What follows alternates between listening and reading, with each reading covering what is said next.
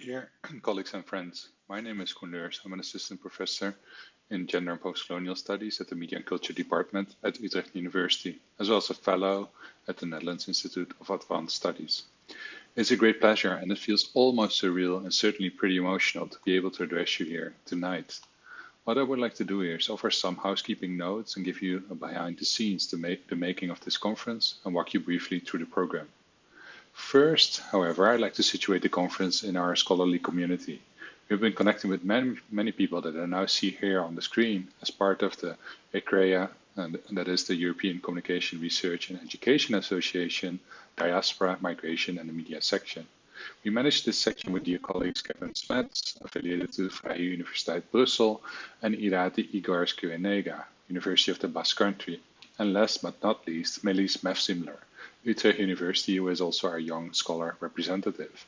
This is also a moment to celebrate, as Melis has obtained her PhD this very morning. This is the third conference we are involved in as the management team. In 2017, we met in Bilbao, addressing migration and communication flows, rethinking borders, conflict, and identity through the digital, chaired by Irati. In 2019, we met in Brussels for the Digital Fortress Europe conference, shared by Kevin. And now at the end of our mandate, we hope to meet in Utrecht, and with a year delay, we do so now through the screen here online. Having focused on top-down infrastructures and forms of governmentality and bordering, now we concentrate more on the bottom-up ways in which belongingness is impacted by migration and the digital. What we as organizers, if I can speak also with Kevin, Irati, and Melis, have always deeply appreciated in our events is the sense of collegiality, of exchange, of dialogue, of engagement, displayed and felt in the previous events. It felt as a space to re-energize, regain spirits, and to learn, to find a sense of shared commitment, to pursue academic, political, and activist work, or a combination of these in the context of growing nationalisms, racism, xenophobia, Islamophobia, refugeeism, as well as increased techno-solutionism, machine-based decision-making, digital humanitarianism, platformization of migration, and data-driven governmentalities of migration. It is meetings like these where some of the traditional academic hierarchies and expectations could be negotiated or loosened up a bit, and where we could detach oneself from the grind of other academic obligations that we all seek to juggle. It is this atmosphere of conviviality that we are seeking to emulate here through Zoom. As critical scholars, we know that tech will never be a perfect solution, but we will have to make do in the face of the prolonged health pandemic. In light of the current situations, I wanted to offer you a backstory to this conference. We intentionally have organized this conference in a DIY fashion. We have not acquired a sleek digital platform. We haven't brought in a corporate conference provider. Below the radar of Utrecht University's infrastructure, we've set up our own infrastructure. Key here are our great colleagues Julia de Lange and Frederik Köhler, who you've met in email exchanges, but also colleagues who offered peer review. And you all sharing your work in the next days and fulfilling sharing tasks. Thank you. We too are organizing this event from our home offices, kitchens, and bedrooms. And this is to say that we know that a lot of us have to work from home, have care duties for family members or other significant others. That's fine, and if you have to step in and out of sessions, that's fine.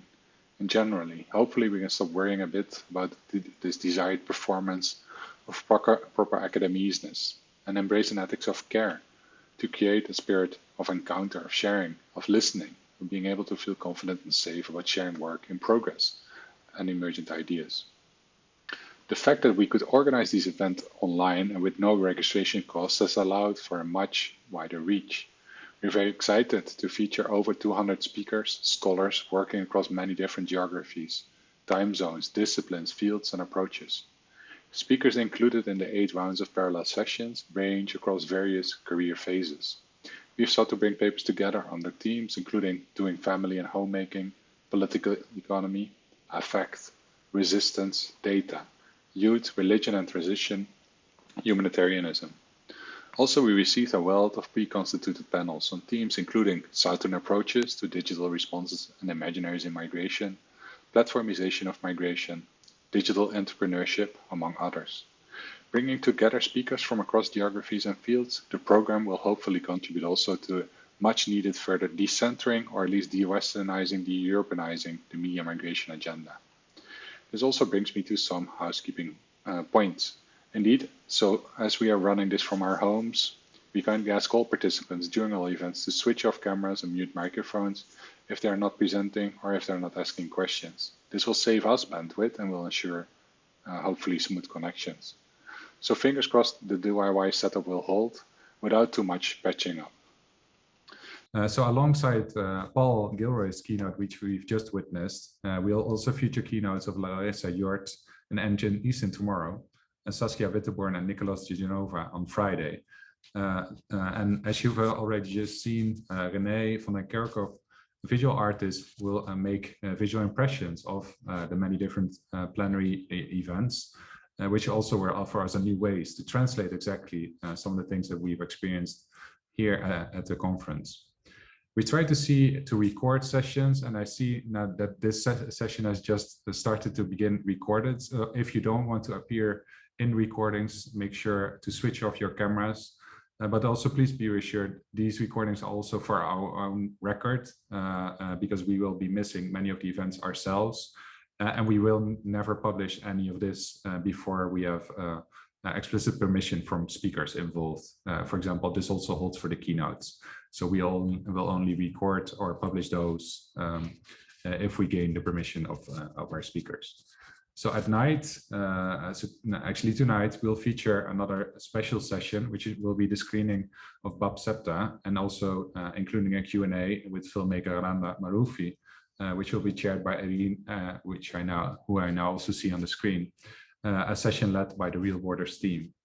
And we had an idea for Thursday night to further orient you in the context of Utrecht-based research on media migration, as well as hear from community media makers like Isa Shaker and meet representatives of the community of the Voorkamer, which is a self-organizing community.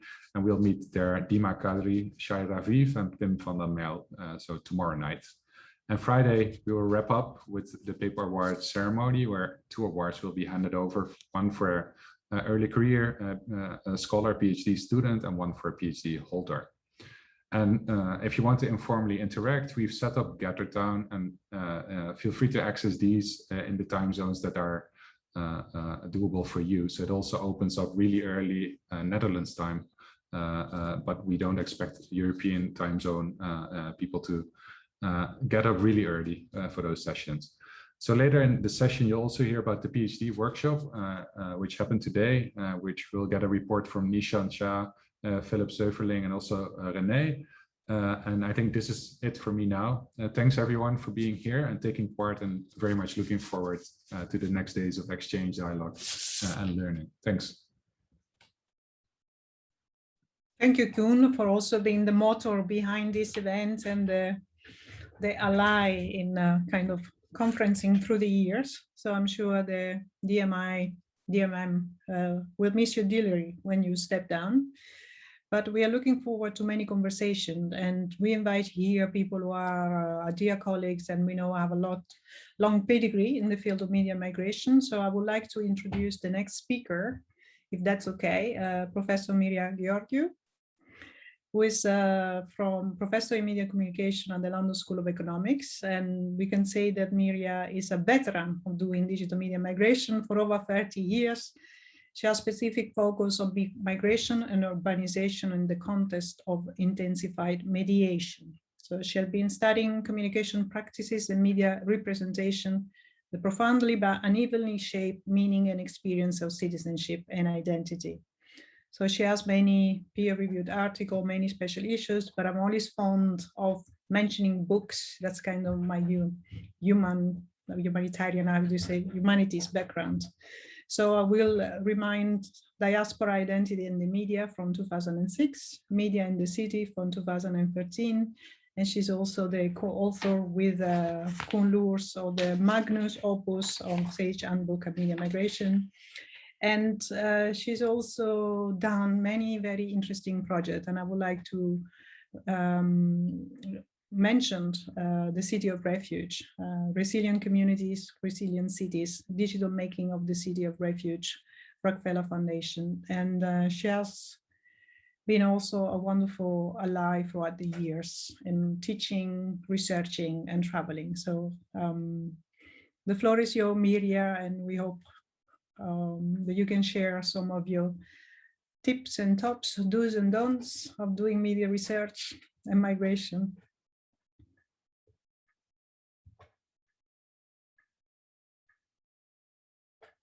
You're muted. Okay. You can unmute yourself.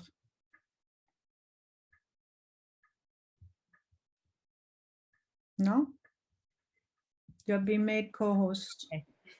Now I'm allowed to unmute myself. So thank you very much for the warmer introduction, Sandra, and this invite. It's wonderful to be here among so many friends and fellow travelers in this adventure and this adventure, academic adventure, I think, but also political struggle, I would say, aware of what that means in relation to our work on media and migration over the years.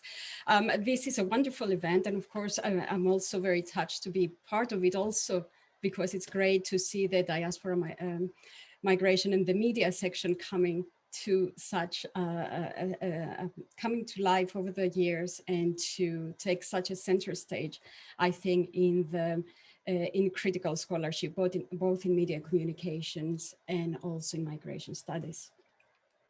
So I have been asked to speak for about 7 minutes about under the umbrella topic of doing digital media and migration research. So I thought there's so much to say about that. I could speak for hours. So I put down notes to time myself and try to make in this little time some humble contributions, hopefully, to the many very rich discussions that we're going to be following in the next few days. So in trying to think about how we're doing digital media and migration research, I decided to have this brief intervention organized around 3 main questions. The first question is what we have achieved in doing research on digital media and migration. And I often will speak about migration and the media because I see digital media and migration as being the natural continuity of research on media and migration. The second question is where we're at with this kind of research. And the third question is where we're heading or where we could be heading. So the first question I'm thinking of addressing here, hopefully in a provocative, if not silly way, is that question of what we have achieved by doing research on digital media and migration. And I was thinking about this the last couple of days, and I think the best thing that actually digital media and migration research has achieved is its scholarly insecurity. And I think this might sound odd, but let me take a minute to explain what I mean. So of course, media and migration scholarship does not represent a discipline. And also, I don't think it represents a field. So this lack of boundedness implies, requires, and sometimes it even risks a lot of openness. So while an area of study like this one, an open area of study, risks being promiscuous conceptually and empirically, it is precisely this insecurity which also goes against the overwhelming confidence of positivist Western social sciences, for example, that allows us, I think, to produce new perspectives to media technology and migration. It is an area of study that I have committed myself, as many of you know, and which I love reading from. And I like that, I find it inspiring and thought-provoking because of its multi-perspectival approaches, seeking conceptual inspirations across disciplines, empirical realizations across different digital and material spaces, but also experimenting in its engagement both with critique and praxis. But what are the specific scholarly contributions of this area of study? Or to rephrase my second question, to come back to my second question, where are we at with research on digital media and migration? I think the scholarship has pushed the limits both in media and communication studies and in migration studies and in critical migration studies. So to explain, the first point to make here is that media and migration research, I think, has expanded conceptual and methodological pathways to contest established Eurocentric and nationalist norms in media and communication studies. And what I mean is that unlike many strands in media and communications research that habitually and persistently reproduce conceptions of media cultures, audiences, and infrastructures as rooted in the structures and cultures of the nation state, migration has thrown this assumption on its head. Most importantly for me, its focus of this area of study on people who move and whose trajectories surpass rootedness in a single nation reminds us, as of course migration and diaspora scholars have known for a while, that non-majority populations, if we think nationally, who are in many cases non-white and in many cases we refer to as ethnic and racial groups, cannot just be labeled and studied as minorities. Media and migration scholarship, I think, has shown how defining people as minorities alone can in fact reproduce assumptions about homogeneous, silenced, and subdued others. Instead, I think the best of digital media and migration scholarship has shown conceptually and empirically that we need to see how people speak and how they act through communication practices that can never be fully contained and bounded within conditions of full determination or submission. The research on digital migration and digital media and migration also has challenged critical migration studies as well as learned from it.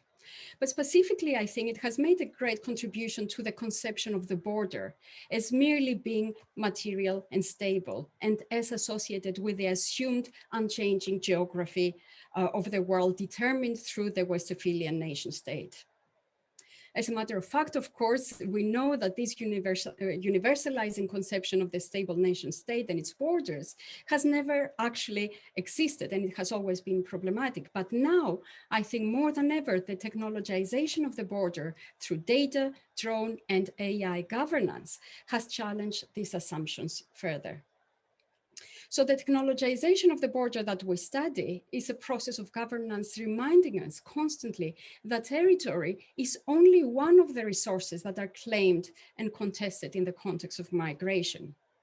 The right to move, seek safety, security, work, education, freedom are unequally distributed material and symbolic resources that are also important to understand in the context of migration, and which, of course, as we know and as we see and as we study, the expanded regime of digital bordering aims to control and contain. And my last question is where we're heading, or where we could be heading. I think digital media and migration scholarship has and will continue making significant contributions, not least in understanding the asymmetrical and mediated geographies of power that generate and depend upon digital systems of mobility and justice, systems which, as we know, can never, though, fully be absorbed, cannot fully absorb digital claims for justice and resistance. So a lot has been done in this area of study to understand migration and to understand technology, but I think we need to make sure as we go forward that we don't leave the human behind. Assuming or implying, especially driven by our concerns and inquiries on technology, assuming or implying humans' full subjection to technology and power. To paraphrase Edward Said, to the increasing dehumanizing context of migration, we can only have humanism. But of course, what we need is a critical humanism that challenges the Eurocentric intellectual heritage of enlightenment. I see the call for a critical humanism as even more important in the context of this precise, intensified digital governance and control of mobilities, bodies, and voices that we study. So against these conditions of control, I propose an epistemology of devolved humanity, operationalized through methods that study more systematically the plurality of being and becoming human, and which open up spaces for critique and for praxis, where we more consistently hear, see, and write about, but also with the people we are committed to recognize on the basis of their capabilities as narrating actors who make claims, digitally and otherwise, to justice and freedom. The humans who, in Fanon's work and words, constitute the pluralized speaking agents of migration, who are made with, but also who make the meaning of technology. These are the actors at the core of mediation and migration, and these are the actors that should drive the ethics and politics of our research in the future. My humble words. Thank you. Wonderful, Myria, for offering also such a trajectory from where we're coming from, where we are now, and what's playing out, and also going forward toward the future, and attesting to a kind of critical humanism, which draws from Fanon to Said and Georgiou we just heard today, and the way we can be critical about that without reinstating form of essentialism and like enlightenment ideals of the human and the one single person.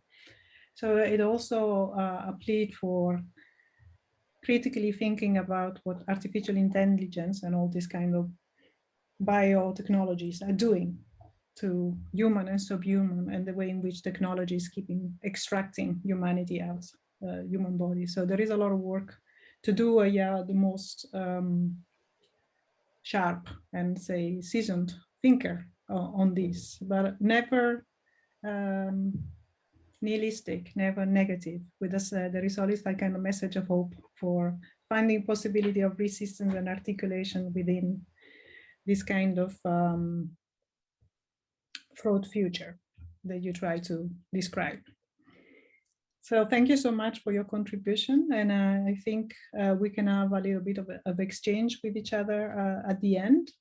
And if it's okay, I would like to move on to the next speaker, which I don't see now. Is Amanda here? Yes, I'm here. Hi, Amanda. So let me introduce you. Amanda Paz Alencar, I hope I'm still pronouncing it well. She's associate professor in the Department of Media and Communication at Erasmus University in Rotterdam and vice chair of the Intercultural Communication Division within the ICA. So you will be chairing tomorrow morning the session, the keynote with Larissa Yorf, and you have your own panel, so you will be multitasking throughout the conference. And you're also a kind of a nice ally of media and migration research. So you kindly accepted this invitation very generously. So your work on digital migration specializes on the study of media and social media, especially in Europe, Latin America, with a focus on how communication technology are shaping mobility and social cultural integration processes of forced migrant. You have many publications, a long list and peer-reviewed that I invite you to check, and guest edited special issues, but you also organize many conferences and you have many projects ongoing. I noticed that you have a new one, Visual Cities and Citizen Trust Funds, the study the ways in which digital media technology can be effectively and creatively employed by refugees and host community actors to enhance social inclusion in the city of Amsterdam and Rotterdam. So we've been hearing you at different occasions, but we're also very intrigued and curious to know whether you can share with us your experiences of doing digital media migration, especially with your special focus on the Global South.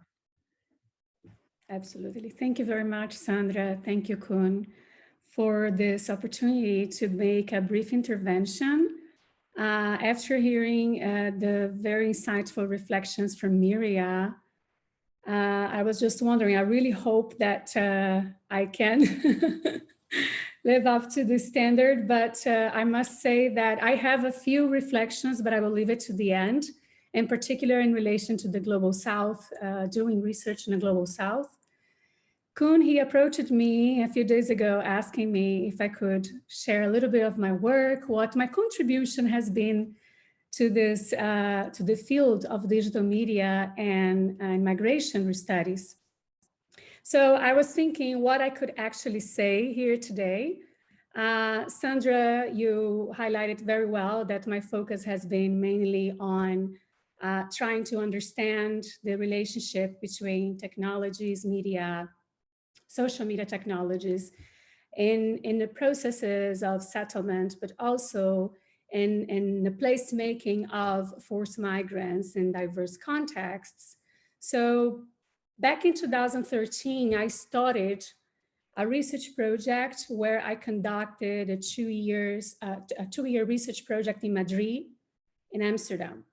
So my main focus back then was on how news media practices among different migrant communities living in both cities shaped their aspirations to settle in their new city, in their communities.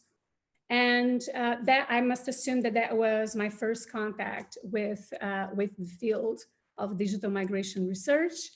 And as a continuation of that work, I've been developing, but also collaborating on various projects with the Syrian and the Eritrean community in the Netherlands, and trying to understand their experiences, but also their perceptions of belonging and how their digital practices shaped these experiences, which for the most part are very subjective ones. So through a long-term project conducted between 2016 and 2019, I could, of course, interview, but also get to know more about the experiences, but also the understandings of the Syria and the Eritrean community living in the Netherlands about how they see belonging, how they experience integration in that sense. And in many ways, as we know, these understandings, they are disconnected from, well, what it's highlighted, what it's put it out there of integration in a policy level. And in parallel to this research in Europe, I started field work in Brazil in a context of the forced Venezuelan migration. And it was precisely in this context that I started questioning specifically how these understandings of belonging, but also of integration that are mainly based on the literature in the global north can perhaps grasp the nuances and as well as the particularities and the challenges that are happening with these populations in global south contexts. In my last research, where we developed a long-term WhatsApp project with 18 Venezuelan migrants living in the northwestern region of Brazil, it was particularly interesting to be in contact with the people engaging this research to understand how they perceive mobility, what their mobility aspirations were, how they actually understand belonging and of course, their needs, but also their desire to settle in their new context, in their new city. And it's, of course, I would have liked here to talk about this research and highlight some of the main results, but that's not the point. That's not the goal today. But based on this pilot project that I conducted with the Venezuelan migrants in Brazil, I think one of the things that, or maybe the highlights of this process that I would like to bring here today is the importance of continuously and critically interrogate whether the global experiences of belonging, but also the digitally mediated experiences of belonging among forced migrants can be grasped by theories and concepts that pretty much, for the most part, draw on the experiences in the global north.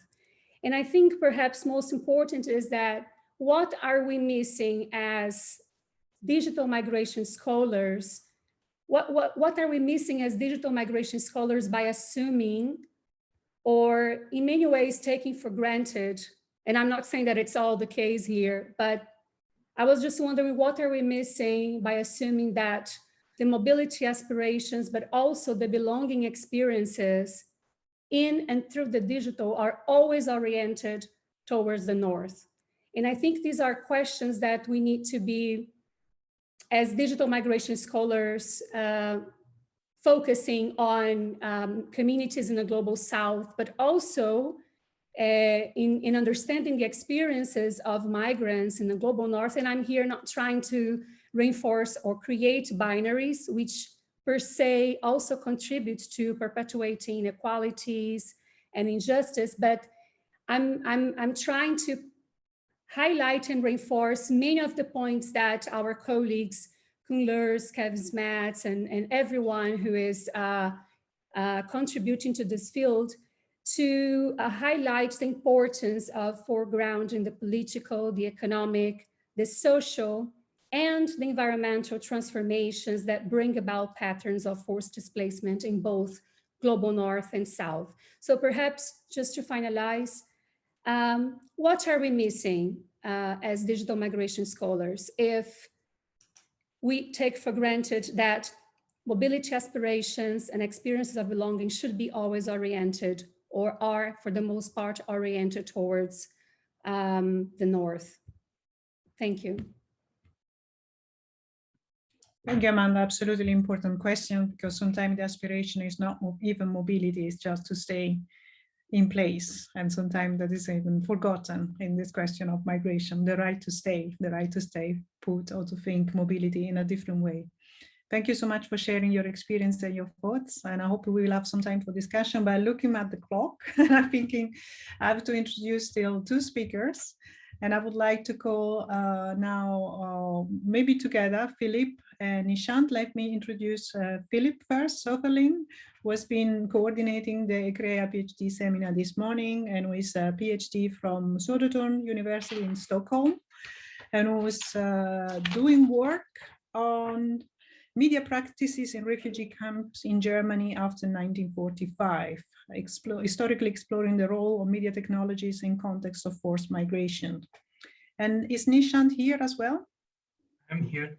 Okay, welcome. Hi. Great to see you. So let me introduce them together, because you will take the floor for these last few minutes before, and I hope we have the possibility to exchange with each other. Nishant, is very wonderful to have you here. Nishant has been facilitating the ECREA PhD workshop this morning. It will be speaking tomorrow in a panel at 8:30 in the morning. So it's a great pleasure to have you with us, because you are one of the scholars who, for me, embeds all the things that should be embedded in one person, which is this combination of feminist theory, post-colonial studies, and science and technology studies, with a kind of critical twist for an attention for pedagogy. He's also a very seasoned manager and boss, has been dean of the graduate school at ArtEz, University of the Art, and is now taking some time to go back to the research, let's say. It's like,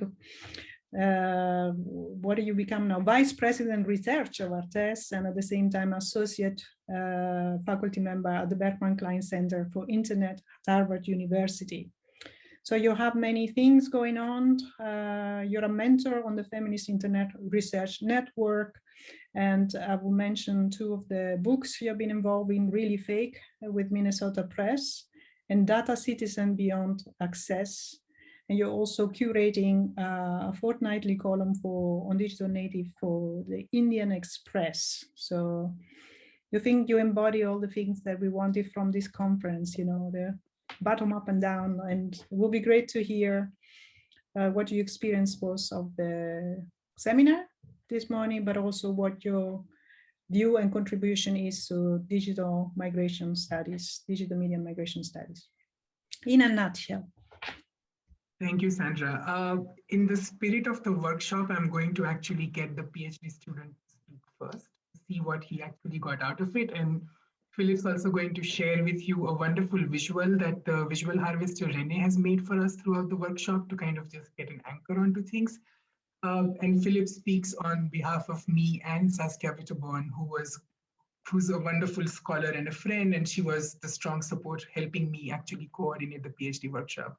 But Philipp will take over first, and then I'll offer some gentle reflections on some of the things that we heard today. Thank you very much, Sandra and Nishant.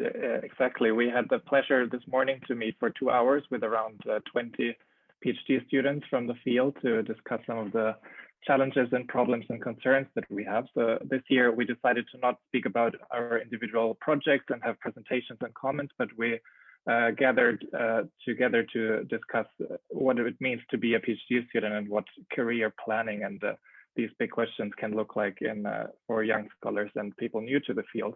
And maybe, as Myria said, it's not a field and it's not a discipline, and exactly that creates a lot of insecurities and anxieties, but also possibilities and new perspectives that we all love, and that's why we are in this field. And exactly around, I think, these questions, a lot of the topics that we spoke about emerged. And here in this nice illustration by Renee, you can see some of the documented topics that we talked about. So we mainly centered it around 5 larger topics. We talked about CVs and transferable skill sets, what it means to be these multidisciplinary, interdisciplinary scholars, the work-life balance, engaged scholarship, but also the value of teaching and how you can have impact through teaching as well, and not only through your scholarship. So these are just some of the points. It's very hard to summarize this nice illustration and all the rich discussions we had over 2 hours. But I mainly want to thank, of course, Nishant and Saskia, who shared their time and experience and wisdom with us and facilitated good discussions and gave us all of these tips, which are good infrastructure. And now it's maybe up to us to fill this with content and with meaning in our actual jobs. And also I'm reminded to keep this alive and keep this conversation going, which is also up to all of us, both as PhD students and maybe by senior scholars as well, to keep, have this atmosphere of conviviality that Koen mentioned. So we're thankful to have our voices heard and looking forward to the conference. Maybe Nishant, do you want to fill in from your impressions? Yes, thank you, Philip. I also just want to acknowledge that Melis was a part of organizing it, but she couldn't join the workshop because she defended her thesis, and I'm still hoping to hear the results. So somebody do let us know. When Sandra and Koen first approached us to kind of do this workshop, we realized that it's not so much about offering hacks as if there is a system that we know completely and that it can work within that. So Saskia and I were particularly engaged in just trying to understand what are the key questions that are coming up. And for me, it was not so much about just giving information, but also about learning to listen. And I think there are 4 things that I'm taking away very clearly. One, it was perhaps ironical that in a conversation around migration and belonging, we began talking about academic nomadism.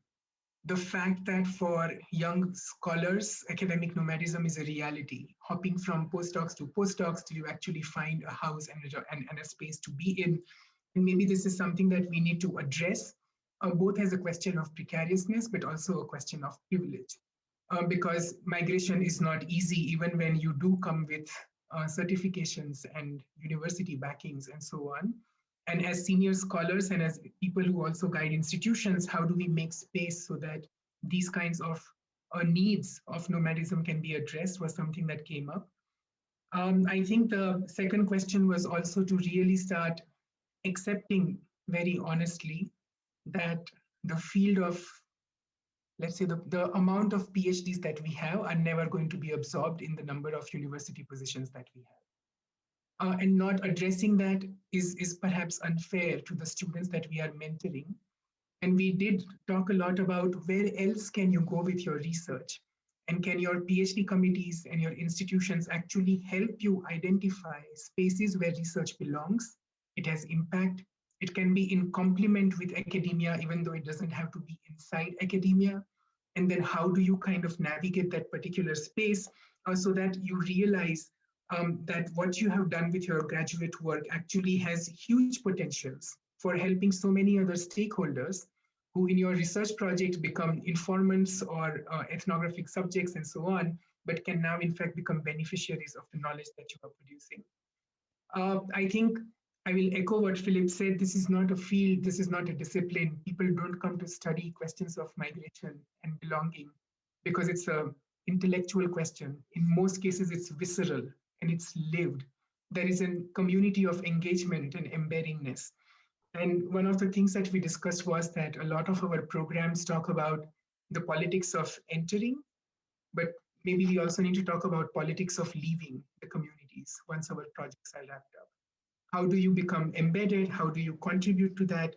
How do you reciprocate within that? And can these also be indicators of accounting for the work and emotional and personal labor that goes into the making of it? And the last thing, and this I think came up as at the end of the conversation when the different PhD scholars started sharing different resources that they have, different tactics that they have.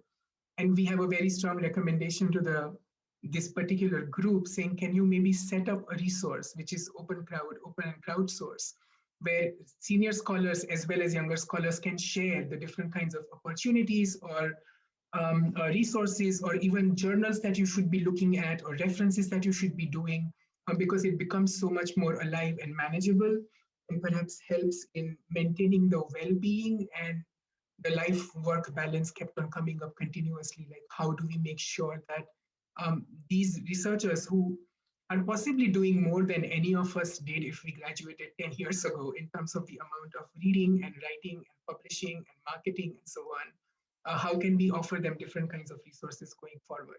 So those were some of the things I was taking away with me. I was very grateful on the behalf of Saskia as well for the PhD scholars who joined us, asked some very honest questions, and also shared a lot of information about how do we build this as a community so that it's not transactional, but it's affective. And one of the things that we also left with is saying, if you want to talk to any of the scholars in this conference or any of the people that you are reading, we promise them on your behalf that you will be open to having conversations with them. And then if an email lands in your inbox, you are going to call them up and saying, let's have a conversation and then see how it goes from there. So we'll stop there. Thank you, Nishant. This is wonderful also because this is about the next generation of scholars, digital media migration, or many other things that we are kind of nourishing and hopefully will be taking over towards the future that Georgiou was mentioning. And do you wanted to say something about your own career on digital media migration, Nishant, or you're done with it? I think in the interest of getting more exchanges, it's okay for me to be doing a wrap up today. And I'm going to present my paper on dating and affect and media migration tomorrow morning at 8:30, so you can come and join in conversation. You're invited. So wonderful. Is there anyone from the panelists who would like to respond to each other? Or is there any, because we have 10 minutes left, even less. Any people from the public who would like to ask a question via either the chat or just by unmuting themselves, if that's possible? Raising the hand.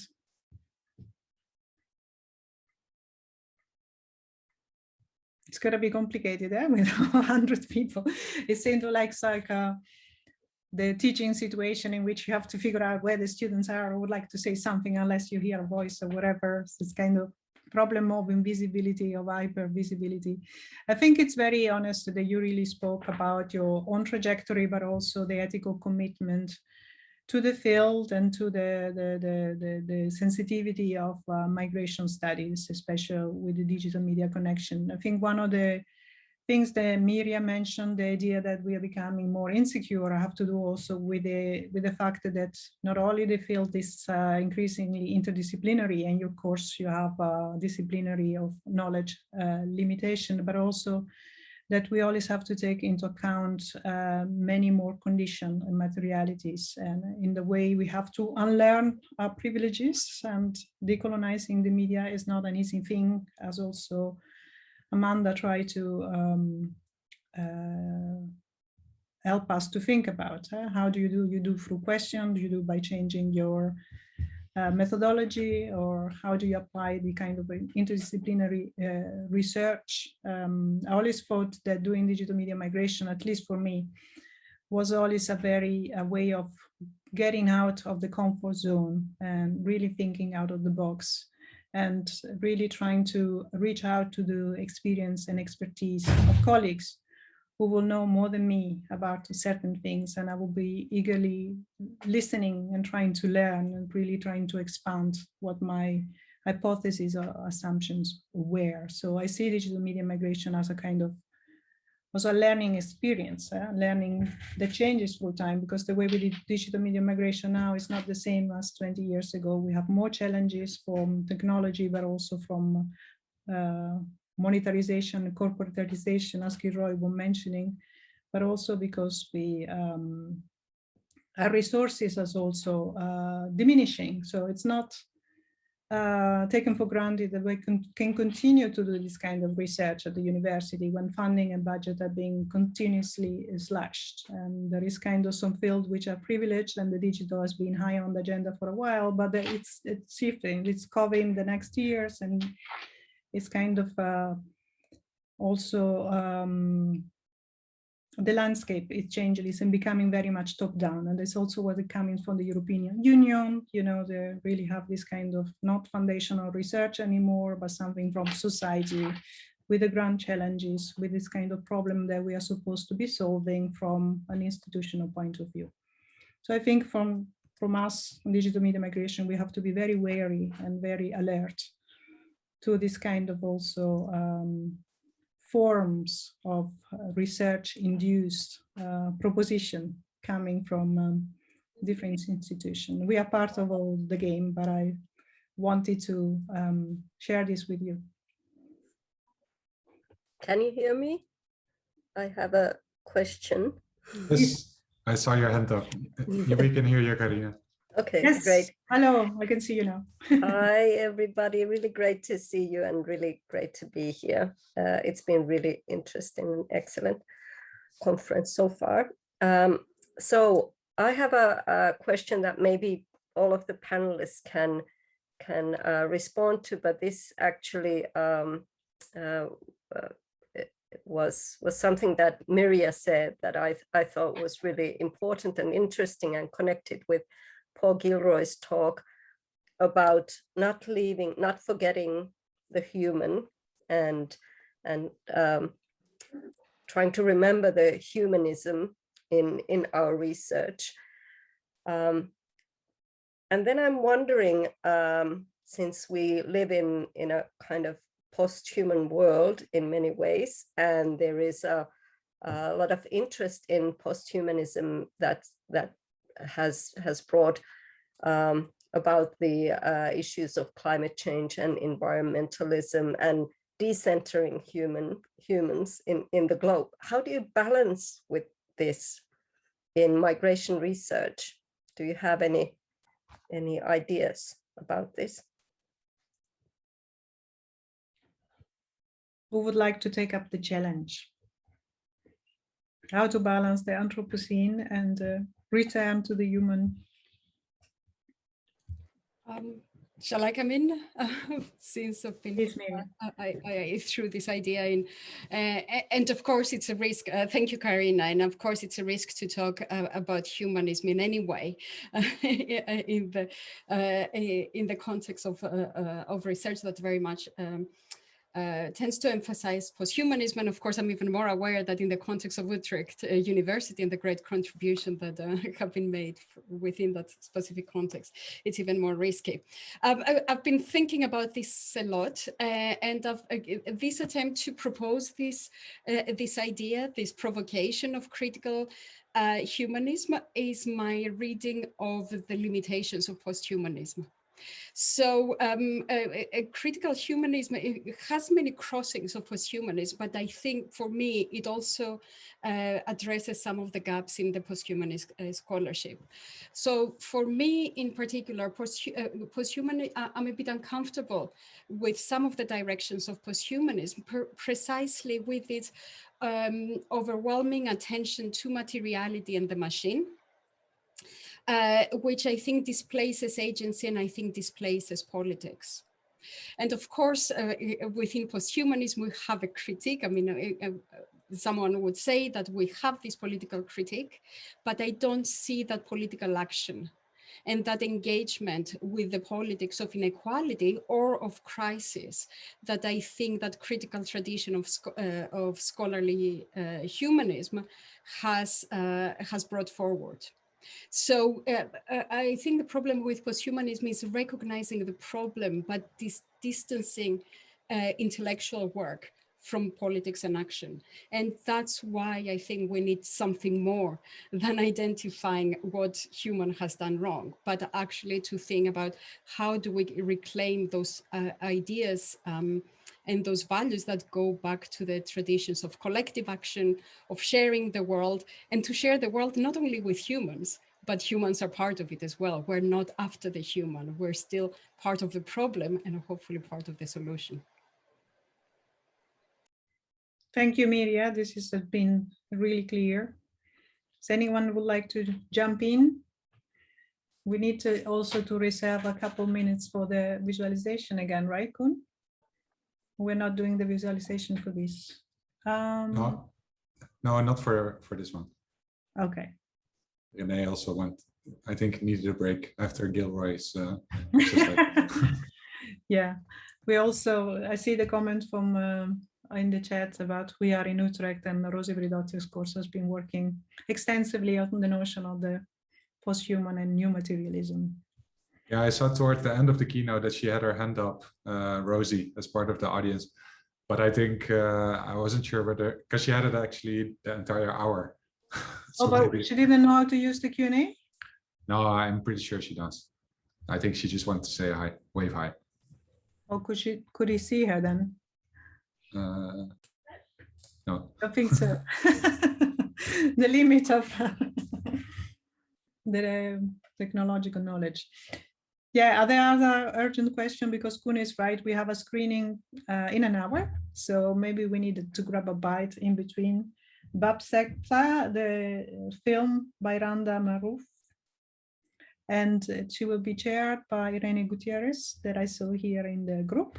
And we will also have the presentation of the Real Borders, the project by Kevin Smets. So there is a lot going on, and some of us need to be there tomorrow morning at 8:30, which I'm afraid means 7:30 for people in the UK. We've been very, we've been very bad. We've been trying to accommodate as many speakers as possible, and sometimes that means losing your sleep, but probably for very good intellectual exchanges.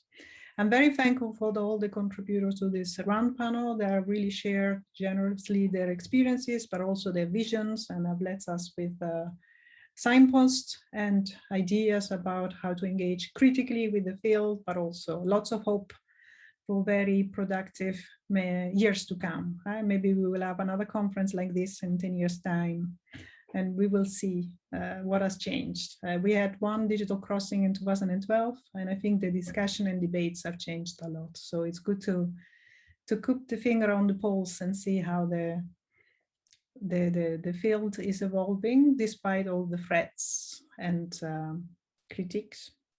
And Koen, you want to say something as a conclusion? No, I think you said all the beautiful words. I think in an hour we reconvene. Maybe we go for a short bike ride. We grab something to eat. Yes, we get the bike air. is it's good for the body, it's good for the mind, and it's good for the idea of being at Utrecht. So goodbye, Vincenzo. Goodbye, everyone waving, and hope to see you at the screening. If not tomorrow, at the sessions, at the keynotes in Gather Town, wherever. Thank you so much.